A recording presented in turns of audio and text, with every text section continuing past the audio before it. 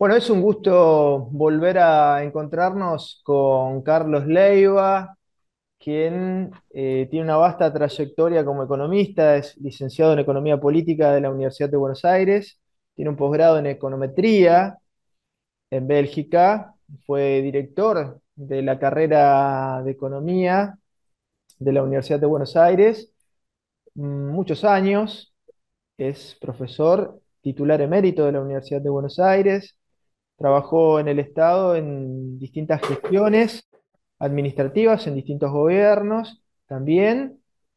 Fue célebre su paso por la importancia, digo, de la gestión, de esa gestión y de ese momento histórico, de la gestión del ministro José Bergelbar, en 1973-1974, en el marco de una cultura del crecimiento económico con distribución de ingresos, ¿no?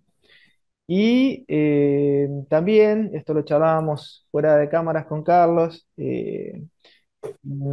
hay una característica que también es importante compartir con los oyentes y televidentes respecto a Leiva, y es esta visión de la integralidad desde la economía. Hoy estamos acostumbrados a ver economistas, por ejemplo, que son especialistas en fiscalismo, ¿no? Entonces el mundo se reduce a lo fiscal.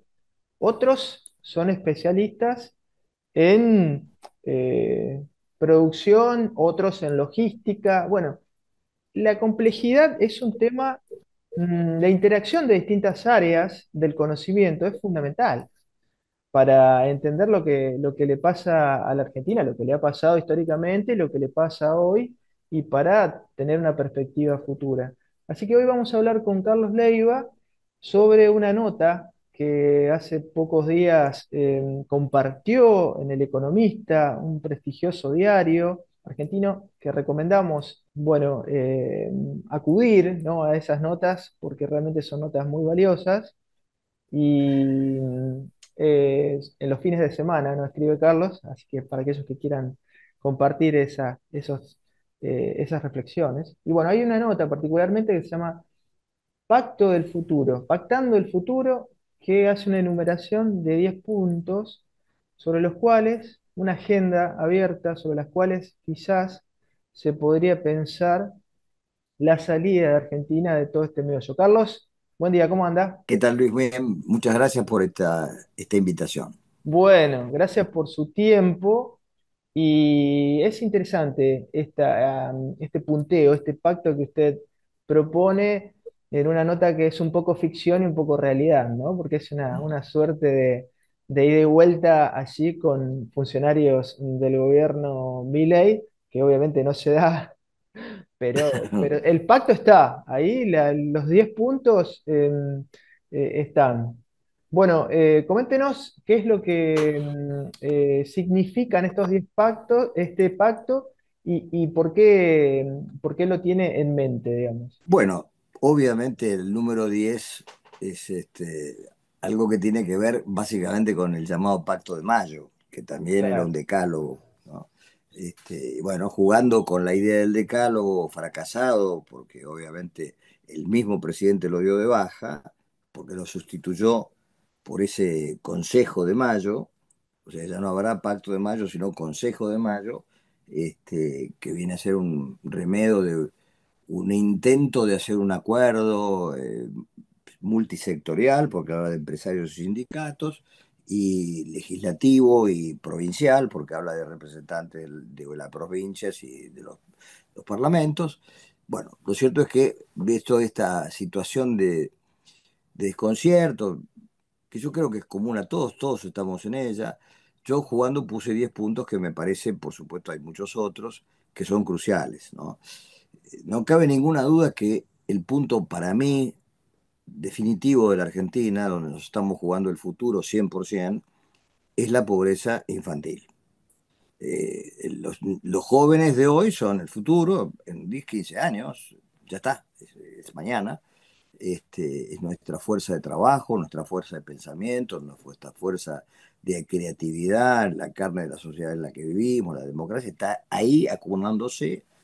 Y obviamente la Argentina ha tomado una decisión de descuido que por supuesto no es de esta gestión, Sí, sino sí. que para mí se inicia aproximadamente, o mejor dicho, hace su eclosión en 1995, la segunda elección de Menem, tengo entendido, donde ya para entonces el desempleo y la pobreza habían crecido de una manera extraordinaria, como consecuencia de una política expresa que había abandonado lo que fue durante muchos años el leitmotiv de todas las políticas económicas, que fue siempre la política del pleno empleo. Eh, Uno puede revisar desde hasta el año 30 hasta el 75, y en la práctica lo que motivaba la decisión de política económica era lograr que no hubiera desocupación.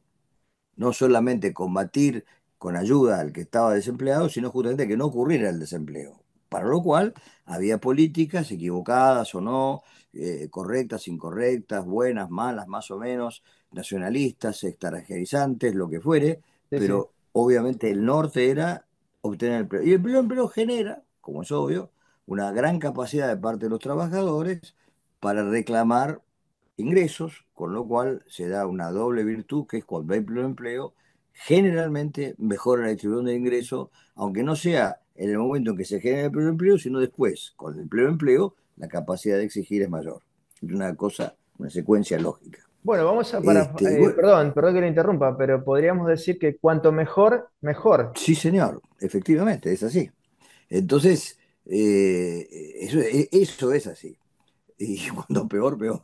Claro, Bueno, lo real es que si uno mira los números, efectivamente eso ocurrió. Y no importa la estructura del gobierno, si era un régimen democrático, que no lo hubo, salvo hasta el 73, o si era un régimen militar o un régimen que no era ni una cosa ni la otra. Se mantuvo eso porque era el pacto social. Era el pacto social originario de Argentina, en el que lo hemos olvidado, pero la idea de, digamos, de igualdad, de bienestar, es una cosa paradojal, está en el inicio de la Argentina. En todo, uno lo puede rastrear en toda la literatura de la Argentina, en la el idea himno, de, la noble igualdad, está en el himno. efectivamente, tal cual. Bueno, no, no solo por casualidad, sino porque respondía a una idea general que está, bueno, viene de la cultura que tuvimos originaria, ¿no? Sí, sí, sí. Yo siempre recuerdo una anécdota que me va a ser difícil encontrar la fecha, pero en una época, me parece que fue en la presidencia de Avellaneda, eh, la Sociedad de Damas de Beneficencia, que vendría a ser las señoras de la oligarquía, Sí, sí. publican una carta pidiendo al presidente que, existiendo gente desocupada, que se diera, en lugar de importar la ropa para el ejército y los zapatos y demás, se diera trabajo a la gente para proveer esos elementos a la gente. Es decir, esa gente está aprobada por el trabajo, por el empleo, por la producción. Es notable, ¿no? Pero está la carta, pero habla de un estado de la sociedad que obviamente hemos perdido. Hoy la idea cruel de hacer justicia con el que se equivoca es muy fuerte, bueno, pero ese es otro capítulo. Lo cierto es que, sea como sea, nosotros perdimos en el camino la política que llevaba a ese consenso sobre la necesidad de crear oportunidades para la nivelación y el conjunto social, y por eso tuvimos la clase media más grande de América Latina. Fuimos tempraneros en eso, que eso arrastra la cultura, la formación, una verdadera democracia, aunque las instituciones no lo parecieran. Pero finalmente, eso se perdió, y hoy por hoy estamos en un nivel trágico de futuro. Estamos destruyendo nuestro futuro. Obviamente, no hay ninguna razón para no pensar que vamos a estar mucho peor, porque naturalmente los rendimientos escolares no son un problema del sistema educativo. Es que, como cualquiera sabe, Harvard es lo que es Harvard por los alumnos, no por los profesores. Porque llegan los alumnos preparados para ser excelentes alumnos. Bueno, nuestro sistema educativo se derrumba porque el 60 o el 70% de los niños son pobres. Exacto. Con lo cual, no solo la panza vacía, que es y muy importante, sino vacío del alma, Bueno, ¿no? esto es el segundo punto que usted marca de este pacto para el futuro, ¿no? la prioridad de la educación primaria, que tiene relación, por Claro, supuesto, con lo que está diciendo. tiene con absoluta relación. Yo creo que todos los educadores, los técnicos, están muy metidos en discutir si la secundaria... No, el problema argentino está en la base originaria. Los chicos no saben leer y tienen 12, 13 años. O, no, o si leen no entienden. Claro, Este, y esto, bueno, para mi generación, que tenía otro método, yo viví un cambio de método que es notable. En 1949 yo estaba en primer grado superior y nosotros leíamos de corrido y en voz alta y marcando la entonación del punto, de la coma y del punto y coma, sobre una tarima, con un libro con letras grandes, pero de letras corridas. Vino un nuevo método que se llamó Global y nos quitaron esos libros y nos dieron unos libros dibujaditos en un papel áspero, con colores, mi madre me ama, mi papá me ama, los volvieron para atrás claro. por el método, Sí, ¿no? sí. Bueno, seguramente aquel método era muy riguroso, muy exigente, este, pero lamentablemente, en mi caso particular, esto es una confesión, yo repetí primer grado inferior, simplemente porque no podía escribir con tinta en primer grado inferior, manchaba el cuaderno y me hicieron repetir. Mi madre me dijo que no, que lo tenía que hacer de vuelta, porque no escribía bien. Pero es que sí que ya escribía, en primer inferior, así que ya hacía palotes y cosas. Bueno, en fin. Tal vez era un método muy duro, pero claramente hay un fracaso del método, pero fundamentalmente también está el fracaso en las condiciones en que vienen los niños a la escuela primaria. Y si nosotros no hacemos una revolución de la primaria, es absurdo que pretendamos tener un salto cualitativo en la secundaria que los chicos abandonan porque no entienden absolutamente nada.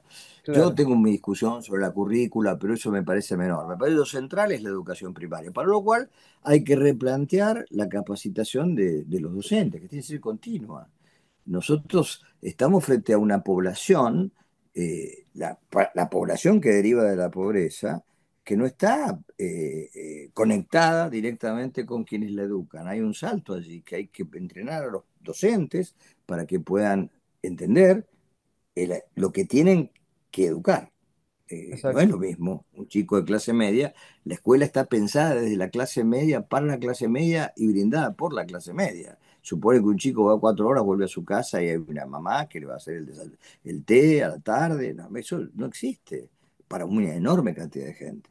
Y la iglesia, por ejemplo, hace enormes cosas, pero me decía el obispo Carrara, que maneja la Villa 1114, que el problema es que ellos sí dan escuela, ellos cortejan las horarios escolares, pero los padres que mandan a los chicos a la escuela, que trabajan, están angustiados porque los chicos después de la escuela están en la calle.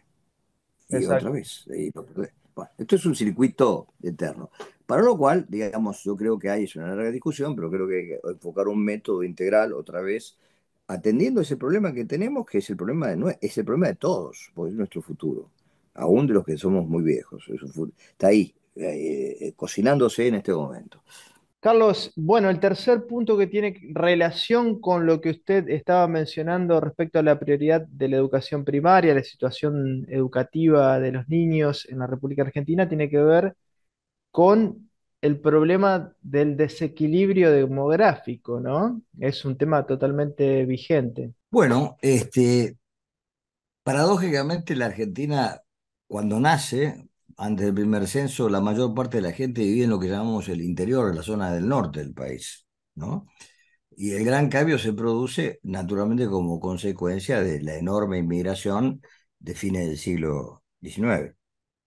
Y ahí cambia la relación. Mucha gente del interior va a Santa Fe, particularmente la provincia de Santa Fe, la Sí, provincia sí, agrícola. Ahí hay un desbalance demográfico porque cambia la natural integración del norte argentino con el norte de América del Sur, que era, digamos, el comercio de mulas, por ejemplo, para Perú. Ahí hubo un cambio. La materialidad produce ese vacío en el interior se empobrece, era el más rico. Y bueno, la gente continúa y repite el mismo proceso, va bajando, la gente viene entrando, todo se radica en las zonas centrales, obviamente, básicamente Buenos Aires, y luego las grandes ciudades como Rosario y Córdoba. Y la Argentina permanece vacía. Es notable, creo que es en 1905, hay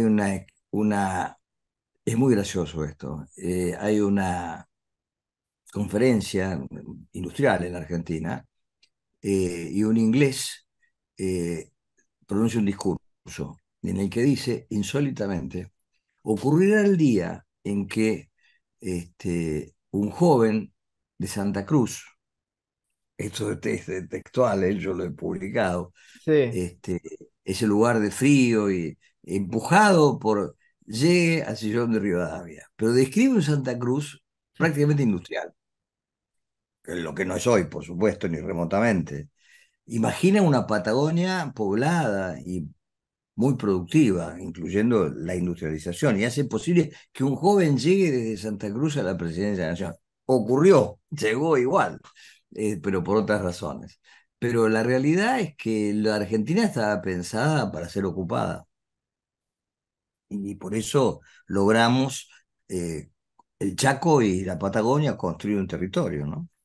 Bueno, está poblado. Entonces la Argentina es enormemente cara en términos de sistema de transporte. Eso atenta contra nuestra propia productividad. Es decir, no es solamente el hecho de tener grandes concentraciones urbanas, sino que la no ocupación del territorio le inflige costos de toda característica a la Argentina. Claro. Hay, hay una frase de Humberto Eco muy graciosa respecto de los aborígenes australianos, que dice que estaban en el desierto y daban vueltas en redondo y no solo se alimentaban de víboras y esas cosas que encontraban en el desierto. Pero si hubieran seguido la línea recta, hubieran llegado al mar y hubieran tenido un festival de peces y cosas para comer muy distintas.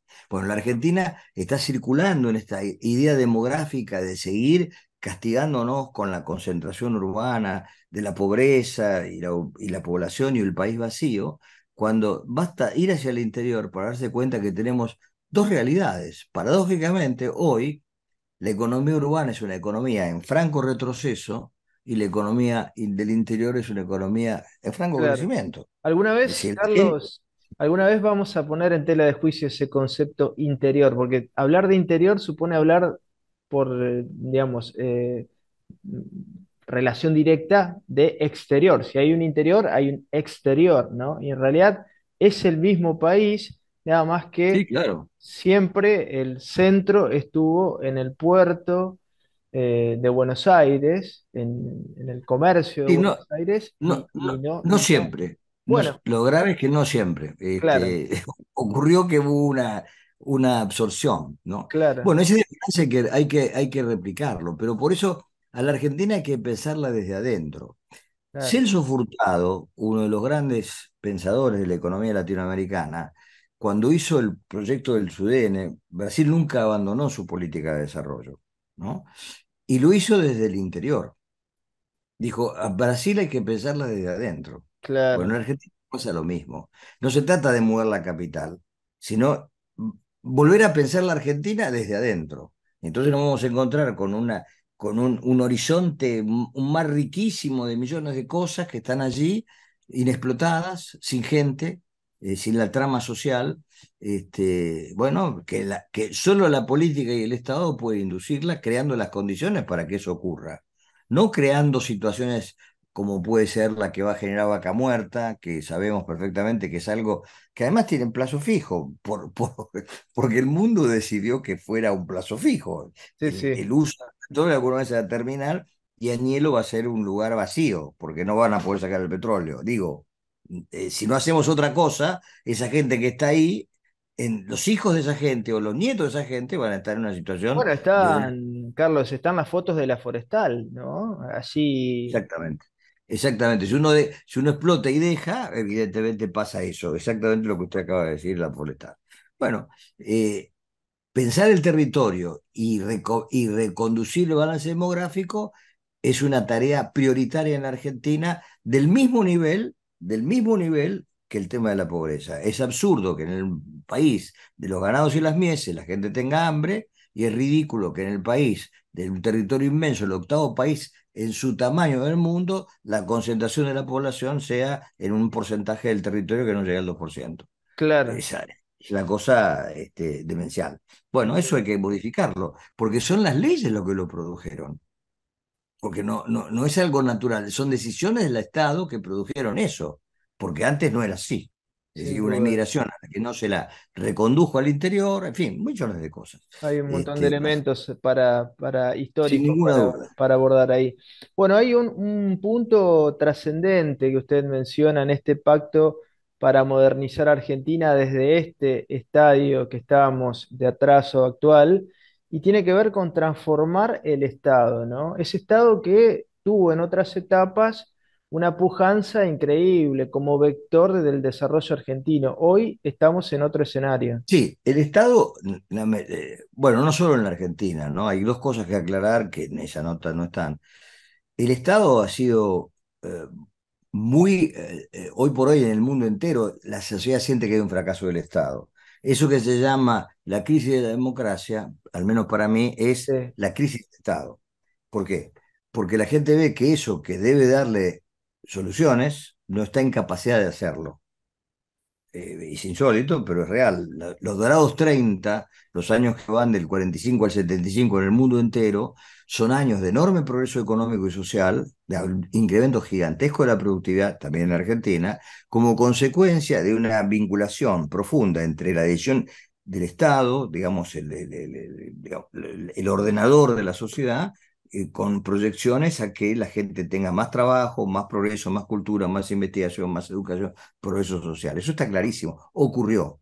Desde entonces empieza una declinación que tiene múltiples razones, pero una de ellas, creciente, es de alguna manera el proceso de hiperglobalización, del que hoy nos estamos desentendiendo, porque se repite con ingenuidad, si se quiere, que hay empresas que facturan más que el Producto Bruto de un país. Eso está ocurriendo. Son Sí, muy sí. pocos los países que tienen más Producto Bruto que el producto, pongámosle, de 4 empresas sumadas sus ventas, lo cual realmente habla de un poder incontrolable, ajeno, que además está en capacidad de modificar las decisiones de los estados. Los estados tienen muchas limitaciones. Por ejemplo, cuando hablamos de los problemas del empleo, la pobreza, la demografía, necesitamos de lo que se llamó siempre desvinculaciones selectivas. Yo no puedo aceptar que la tierra sea plana y que los bienes se puedan llevar de un lado al otro, porque en toda la Organización del Comercio Mundial lo que se discute es quién va a dar el empleo. La realidad objetiva es que los países de Oriente empezaron a generar un volumen de empleo extraordinario con el concurso de la tecnología y los capitales de Occidente, y Occidente, como consecuencia de la OMC y el mercado libre, se quedó sin empleo. Bueno, Mientras los eso, capitales... claro, pasamos del acuerdo entre Mao y Nixon a principios de los 70, donde se establecieron esas líneas que usted menciona, Carlos, de industrialización y transferencia de tecnología en Oriente, en China precisamente, a este escenario donde Trump y Biden, en una misma línea, si se quiere, sin tantas diferencias, están diciendo, multinacionales norteamericanas tienen que volver a nuestro territorio a generar empleo, porque si no van a ser sancionadas. Y sí, y bueno, justamente Obama y Clinton fueron los precursores, los promotores del traslado del capital americano a China, y ahora están pagando las consecuencias, porque las utilidades de las empresas crecieron, Claro, pero los trabajos de los americanos bajaron, las condiciones de vida también. Estados Unidos dejó de ser el American Way of Life, terminó. La señora, la casa, los 2 chicos y el perro no está más. Claramente. El PDI puede aumentar, pero la sociedad se ha deteriorado enormemente. Paul Krugman en algún momento dijo, a partir de ahora vamos a ser la primera generación en que los hijos vivirán peor que los padres, que es lo peor que nos puede pasar históricamente, es el fin de la idea de progreso, ¿no? claro. Yo creo que el Estado está en esa crisis y que hoy, gracias a Biden por eso, o al propio Trump, hay un retorno a darse cuenta que, bueno, que existen las naciones y dado que existe la nación, necesita un Estado. Y bueno, el Estado volverá a tener algunas herramientas que abandonó. Trump avisa que puede llegar a poner el 100% de aranceles a los productos chinos, lo cual parece inconcebible si uno lee el diario del consenso de Washington, y todo eso está quemado ahí Totalmente, mismo, incendiado totalmente. ahí mismo. Ese cambio radical está anunciando que el problema de la debilidad de Estado es importante. Pero nosotros, además, siempre cada uno tiene su particular, nosotros hemos destruido el Estado. Y empezó, digamos, el deterioro mayor y más fuerte eh, es el punto en el que es tanta la gente dentro de la habitación que nadie puede prender la luz. ¿Me explico? Es tanta la gente dentro de la habitación que nadie puede apretar la luz porque no nos podemos mover. Y si uno mira la cantidad de gente que se ha empleado en el Estado sin tener en cuenta su necesidad ni su capacitación, como respuesta a la incapacidad de tener una política de pleno empleo productivo, pasamos a resolver el problema del desempleo generando esa estructura fuertemente deteriorada del empleo público que va de lo menor a lo mayor, porque creció más en los municipios que en las provincias y más en las provincias que en la nación. Porque la gente no encontró, yo entiendo la necesidad de los dirigentes de resolver los problemas de las personas en particular, pero como consecuencia de no tener una política nacional de empleo, que es lo central para que la gente pueda vivir y producir su sustento, ¿no? Como decía Perón, lo decía con toda claridad, bueno, se inventó este mecanismo, este alibi, en los últimos 20, 25, 30 años, que hizo explotar al Estado como una Ahora, organización. Carlos, esto es pan para hoy y hambre para mañana, ¿no? Es una visión muy corta porque, claro, el distribucionismo sin productividad no tiene proyección Ningún histórica. sentido, No tiene proyección absolutamente. histórica. O sea, Pero uno ya, puede, por supuesto que uno, digamos, como ser humano puede tener empatía por aquella persona que no tiene empleo y de alguna manera la preocupación es lógica, es legítima y es sana. Ahora, hay que entender también que si no tenemos una economía con una productividad creciente, esto se corta en algún momento, hace crisis y, Luis, y no hay sin recursos. duda, sin duda, pero veamos cómo cambió el pensamiento en Argentina. Yo recordé hace un rato a la Sociedad de Beneficencia de la presidencia de Avellaneda, Sí, que claramente ante el desempleo decía produzcamos las cosas en lugar de importarlas. claro. Era industrialistas a su manera.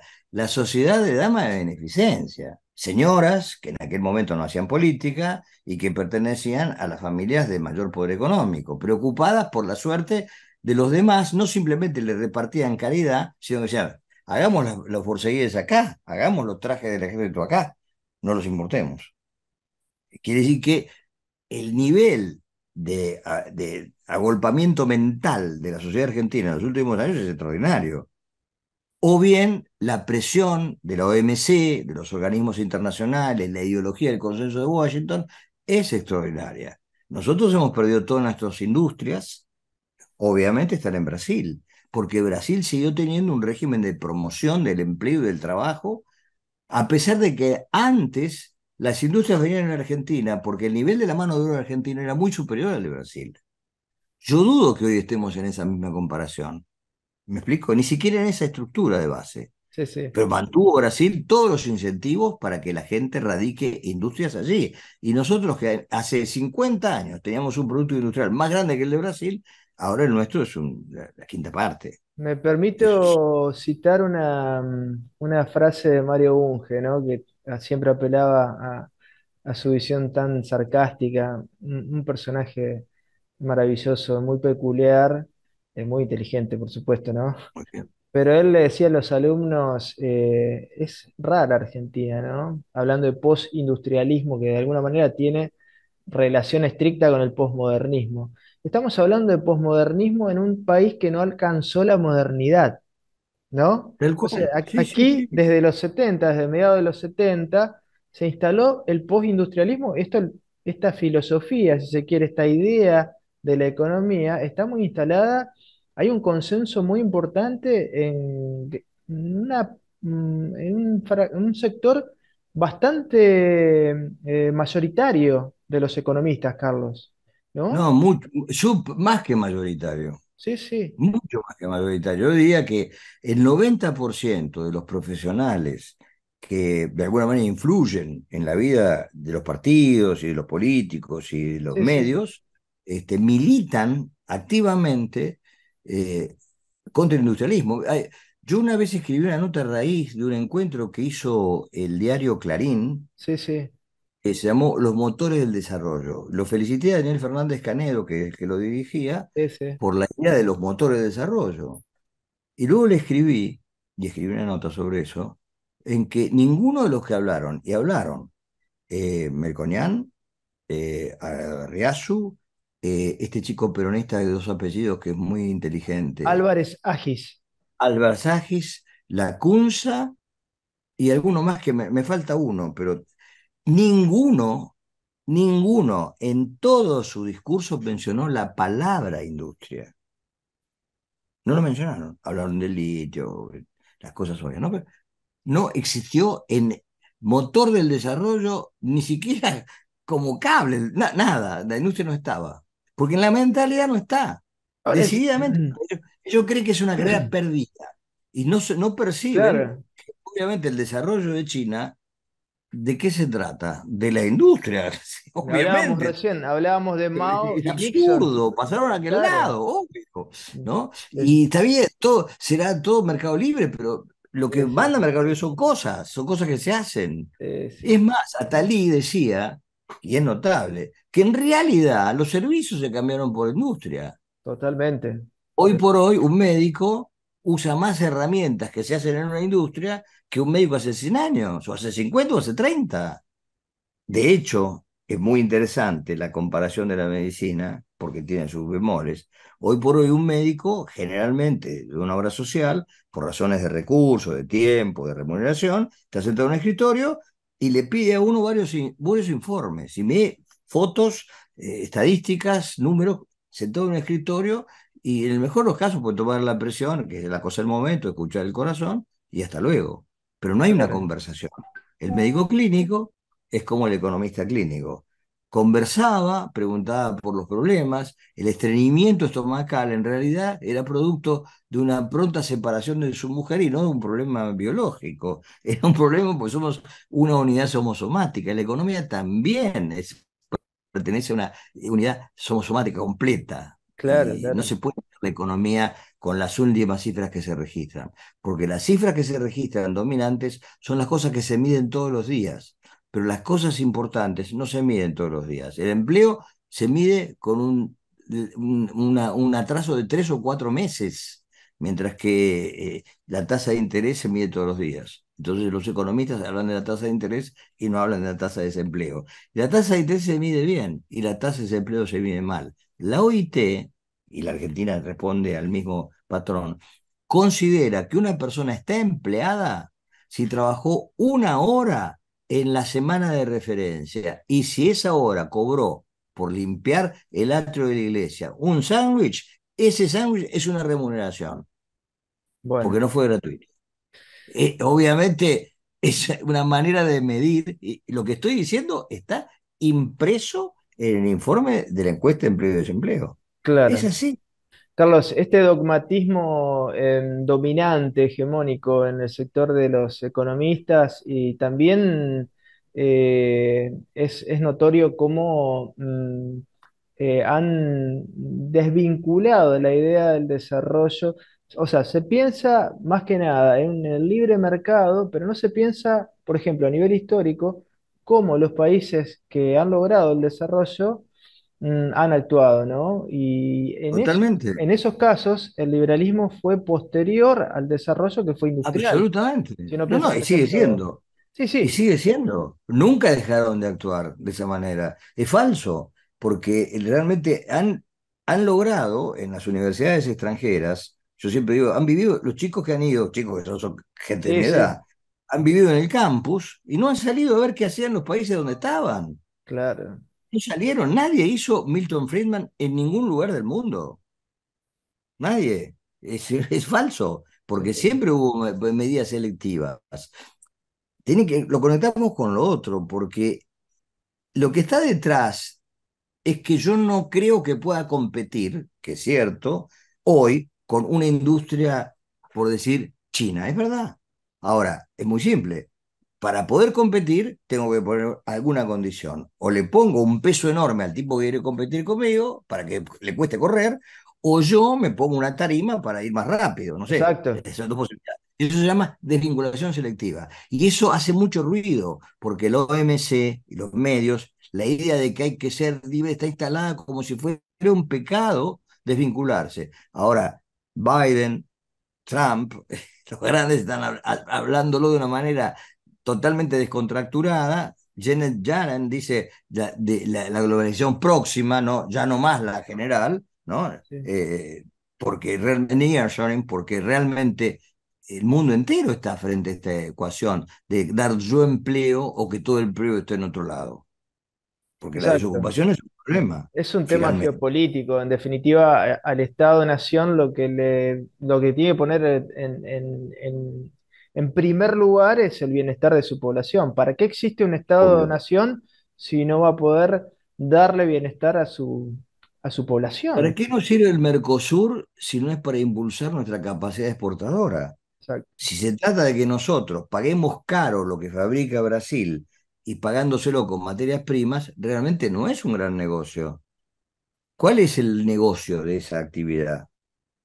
Bueno, no digo que no haya que hacerlo, pero que uno tiene que negociar sus intereses. Sin duda, Eso sin es lo que duda. necesita un país. Sí, sí, sin duda hay que volver a pensar desde dejar la ideología a un lado y lo central es el interés nacional, ¿no? Más allá de las Bueno, pero ideologías. esa es una visión, ¿no? Sí, Es sí, una sí. visión, es una ideología, es una manera, una visión global de para qué estamos acá. Exactamente. Carlos, y en este contexto, volviendo a lo del Estado, bueno, sí, redimensionar, reestructurar, repensar el Estado para salir del atolladero desde esta realidad argentina, ¿no? Y sí, claro. Es decir, la calidad del funcionario público, es obvio que manejar la administración pública no es lo mismo que manejar una empresa. Eso está verificado por una simple razón. Yo voy a poner un ejemplo.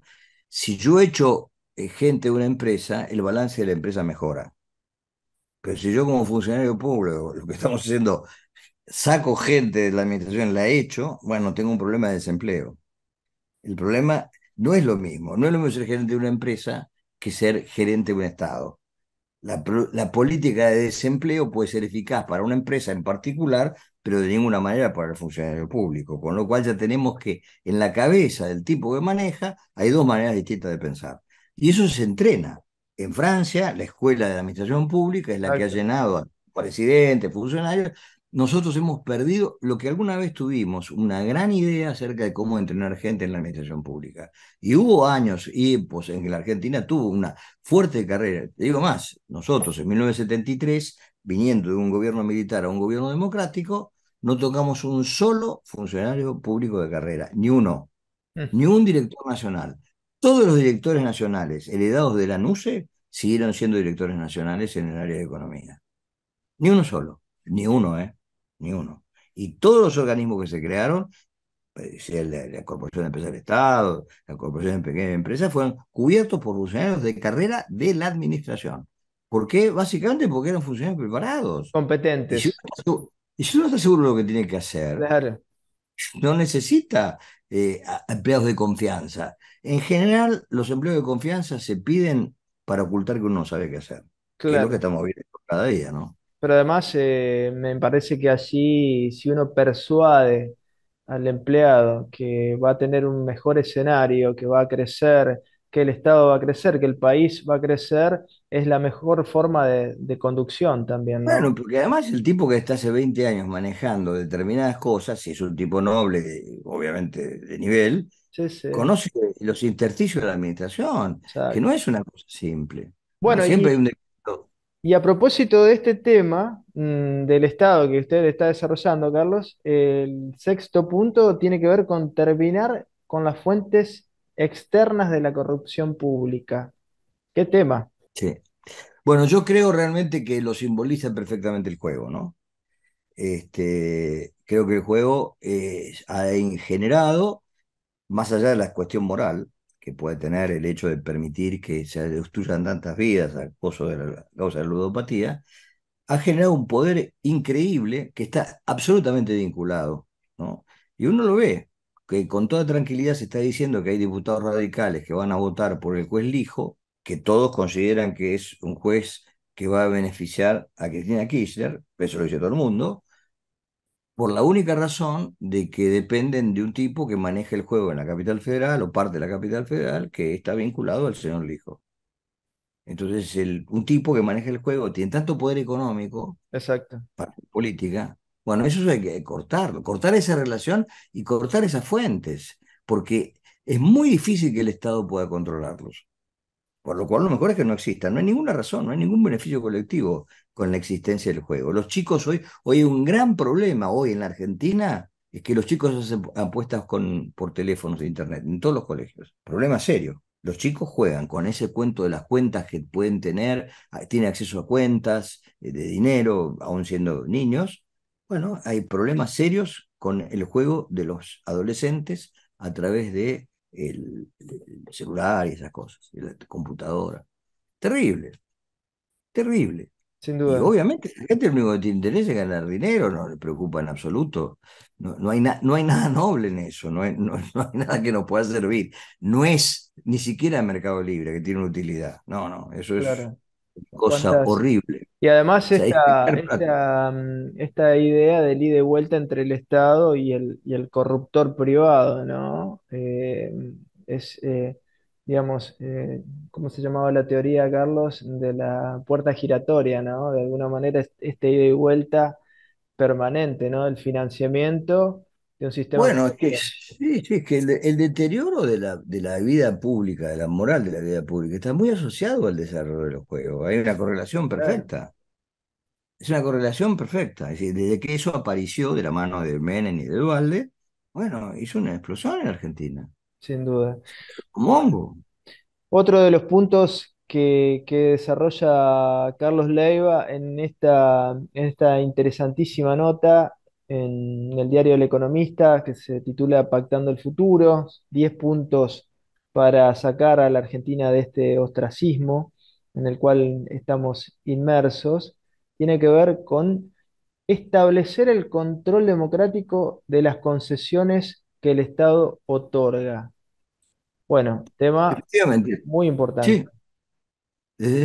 Bueno, ha habido un proceso de privatización que en muchas cosas ha mejorado muchas cosas, eso es innegable, y otras no tanto, pero que claramente son una concentración de poder, digamos, que no tiene ninguna necesidad de barreras adicionales porque tiene una barrera natural. Nadie puede aterrizar en la Argentina si no es en un aeropuerto que esté en la Argentina, y los aeropuertos que están en Argentina son de una determinada persona. Nadie puede en Argentina conectarse a la electricidad si no es a uno de los monopolios o duopolios que producen la electricidad. Si estamos condenados a usar esos servicios, con lo cual hay un poder dominante enorme de parte de esa sociedad, que son los concesionarios, que han aparecido todas fortunas recientes, ¿no? Ninguna se reconoce la existencia de una fortuna previa, hechas allí, con dinero del Estado, en todos los casos. Este, y eso obviamente tiene la misma cuestión que el juego. Crea una situación de mucha vulnerabilidad para el Estado aislado, funcionario uno a uno, con la concesión. Bueno, uno puede ver que durante mucho tiempo el ministerio que controla la energía, el petróleo, las concesiones petroleras, ha estado siempre en manos de gente vinculada a las petroleras. Sí, sí, O se vincula antes o vincula después, pero finalmente eso está allí. Muy difícil, y entonces un control, digamos, con mecanismos de participación popular, me parece que es conveniente. Es difícil imaginarlo, pero bueno, la gente debe de participar. Quizá no nos estaría pasando el problema del gas si hubiera habido un conocimiento independiente, privado, sí, de la sí, sociedad, una organización pública mirando qué ocurre con las contrataciones de los barcos de gas. No hubiéramos tenido este bache hoy, como tuvimos otros antes con la época de Cristina, ¿no? Es decir, que siempre eso que es tan vital en manos de un funcionario que nadie controla, que nadie conoce, se nos escapa de la mano. Bueno, si hubiera vos luces privadas independientes, de técnicos elegidos de alguna manera, personas destacadas que mirar, pues tendríamos un control. Esto es muy, si ustedes quieren, nórdico, pero bueno, los países nórdicos nos han enseñado muchas veces cómo a manejar con eficiencia un estado enorme, que ellos tienen estados enormes. Por otra Sí, parte, sin duda. quiero recordar que si uno hace la lista de las 10 naciones que están en el ranking adelante de libertad económica que tanto repite este chico Milei, de esas 10 países, el promedio del tamaño del Estado es el 45%. El promedio. O sea, no son estados chicos, son estados eficientes. Y eso es indiscutible. Necesitamos estados eficientes. Por supuesto, si fueran más chicos sería mejor, si fueran eficientes y pequeños, pero parece que esos países son eficientes y grandes. Quiere decir que llevan el 46% del producto o de la demanda o del consumo. Eso es el Estado en esos países, ¿no? Los Claro, 10 países que van adelante. sin Algunos duda. tienen el 56, por eso el promedio del Sí, 46. sí, aparte de Noruega, no solamente tienen estados grandes, sino tienen cuentas bancarias, entre comillas, fondos de Bueno, inversión gigantes. bueno, pues esa es la bendición del petróleo encontrado de golpe para un país pequeño que consume poco, pero bueno, no, Claro, no va a ser nuestro caso. Nosotros hay mucha gente, ¿no? claro. 46 millones de habitantes es uno de los países más grandes. Bueno, y a propósito de esto, hay tres puntos finales. Uno me parece que ya está implícito en el desarrollo que hizo Carlos, que tiene que ver con el cambio progresivo en la justicia, que es una prioridad. Recién hablaba usted del caso El Hijo como un emergente de todo este sistema que hay que cambiar, ¿no? Porque esta interacción entre los servicios de inteligencia y los juzgados federales, esta intromisión de la política permanentemente, esta falta de responsabilidad por parte del mismo Poder Judicial, bueno, es un tema a encarar seriamente. Después otro tema tiene que ver con hacer transparente, participativa y representativa la política. Bueno, es un temazo, Carlos. Y por último, creación de un Consejo para el Desarrollo. Este es un tema central. Tenemos 4 minutos para desarrollarlo. Si usted lo puede condensar, le agradeceríamos. Bueno, brevemente, todas las cosas que hemos dicho, para materializarlas, es necesario tener eh, programas, proyectos, diseñar situaciones que sean, digamos, de largo plazo y que requieren de técnicos y profesionales sin ninguna ideología para que ser pensadas. Por ejemplo, y pongo un ejemplo, si hubiera habido un Consejo de Desarrollo que pensara el sistema de transporte argentino, ¿hubiera sido posible el deterioro del sistema ferroviario primero y luego su destrucción por parte de Menem? No. Sin ¿Hubiera duda. sido posible el proyecto del tren bala hacia Rosario? Tampoco.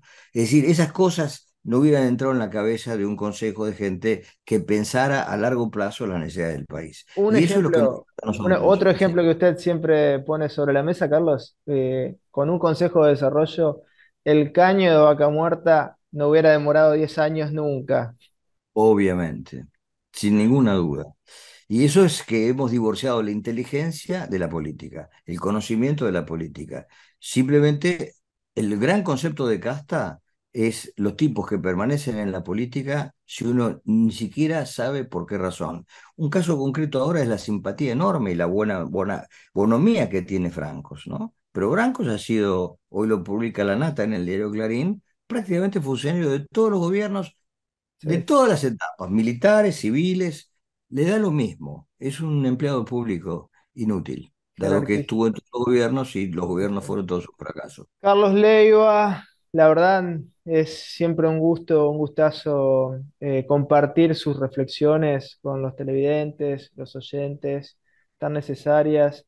Este pacto que debemos hacer, debemos volver a concebir a la política a partir del consenso. Está claro que estas ideas de salvadores de la patria, entre comillas, han tenido, pero resultados muy malos para la República Argentina y lo siguen teniendo, porque cuando lo que sucede en un país es producto de imposiciones autoritarias, de una mirada dogmática, sesgada, de una visión, de falta de visión integral, claramente eso tiene vuelo corto y resultados nefastos. Totalmente. Bueno, yo soy un militante en contra de las revoluciones. Para mí la política es el arte de no necesitar hacer una revolución, que significa conversar con todo el mundo para encontrar las soluciones a los problemas presentes y prever los del futuro.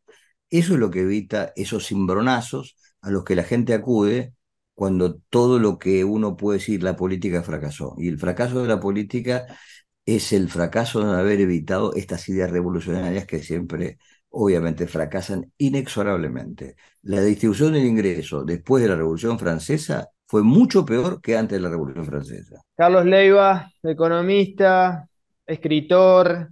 Bueno, le agradecemos estas reflexiones y bueno, que tenga un fin de semana agradable así en sus pagos. Muchas gracias, Luis. Un gran abrazo y gracias por esta invitación. No, por favor.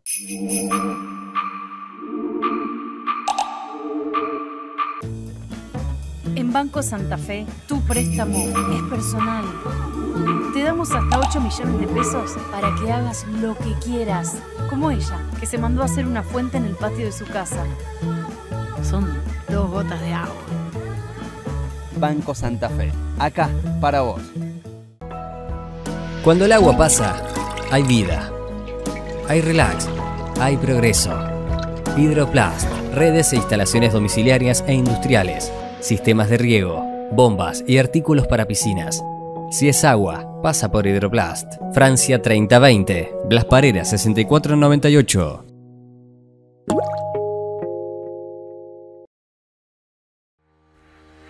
Consejo Municipal de Santa Fe, 150 años. El consejo de todas las voces.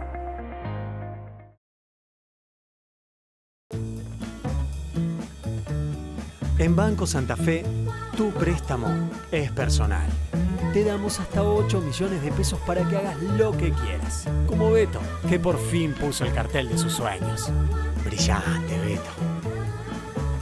Banco Santa Fe, acá para vos.